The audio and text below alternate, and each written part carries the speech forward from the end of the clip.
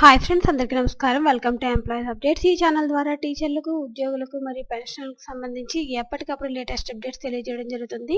So friends, పెన్షనర్లకు సంబంధించి ఒక లేటెస్ట్ అప్డేట్ అయితే రావడం జరిగింది. దానికి సంబంధించిన డీటెయిల్స్లోకి వెళ్లే ముందు ఈ వీడియో కనుక మీకు నచ్చినట్లయితే లైక్ చేయండి, షేర్ చేయండి, అలాగే మన ఛానల్ను సబ్స్క్రైబ్ చేసుకోండి. సో ఫ్రెండ్స్, ఏపీ ఐకాస ఈ నెల 27న నిర్వహించనున్న చలో విజయవాడను వాయిదా వేసుకోవాలని ప్రభుత్వం అయితే కోరుతుంది ఫ్రెండ్స్. హామీలేమీ ఇవ్వనందున ఈ కార్యక్రమాన్ని యథావిధిగా నిర్వహిస్తామని ఏపీ ఐకాస ప్రకటించింది. 2004 సెప్టెంబర్కి ముందు ఇచ్చిన నోటిఫికేషన్ ద్వారా ఉద్యోగంలో చేరిన వారికి పాత పెన్షన్ విధానం అమలు తక్షణమే ప్రకటించాలని ఉద్యోగ సంఘాల నాయకులు కోరినా ప్రభుత్వం దాటవేత వైఖరిని అవలంబించింది. పెన్షనర్లకు అదనపు క్వాంటం పెన్షన్ 70 నుంచి 75 ఏళ్లలో ప్రస్తుతం ఇస్తున్న 7%, 12%ను 10% నుంచి 15%కు పెంచడంపై ఏదో ఒకటి మాత్రమే చేస్తామని మంత్రివర్గ ఉపసంఘం చెప్తుంది.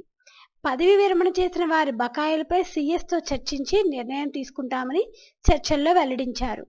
కారుణ్య నియామకాల వివరాలు జిల్లాల వారీగా తెప్పించుకుని త్వరలో పరిష్కరిస్తామని హామీ ఇచ్చారే తప్ప ఎప్పటిలోపు అనే గడువు అయితే ఇంకా పెట్టలేదు.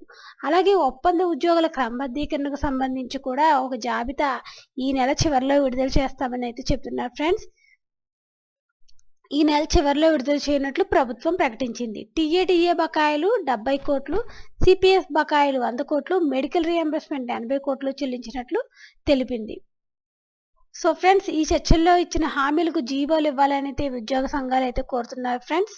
సో ఫ్రెండ్స్, 2004 సెప్టెంబర్కు ముందు ఇచ్చిన నోటిఫికేషన్ ద్వారా ఉద్యోగంలో చేరిన వారికి పాత పెన్షన్ విధానమే అమలు చేయాలని అయితే ఉద్యోగ సంఘాలు అయితే కోరుతున్నాయి ఫ్రెండ్స్. దీనికి సంబంధించి ఎటువంటి అప్డేట్స్ వచ్చినా మన ఛానల్లో తెలియజేయడం జరుగుతుంది. ఈ వీడియో కనుక మీకు నచ్చినట్లయితే లైక్ చేయండి, షేర్ చేయండి, అలాగే మన ఛానల్ సబ్స్క్రైబ్ చేసుకోండి.